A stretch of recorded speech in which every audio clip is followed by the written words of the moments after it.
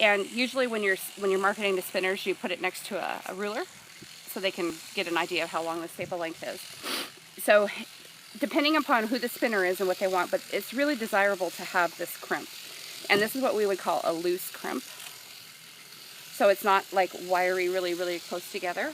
And this, when it spins up, it needs to have a little bit of that crimp going on there, so that when it spins, it'll stick to itself. It hooks together, yeah. Yeah.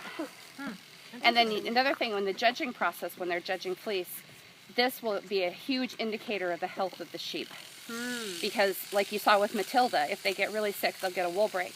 If they don't get that sick, and they're just not doing really well, the fleece will be weak, and what it'll do is it'll break off. And so they look at the strength, and you want to make sure that you've got lots of strength there, that it's consistent, that it's even. In judging fleeces, they look and make sure that you've got a consistent crimp and the condition of it throughout the whole fleece. And she's pretty nice. I mean, she's not the best out there, but she's a very typical Cooper. So some of these characteristics are it's breed. Yeah, it's breed specific.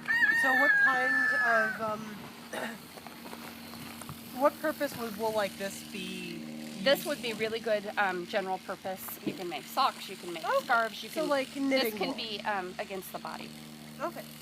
So knitting wool. Good knitting wool. It's not the greatest felting wool because it is so soft.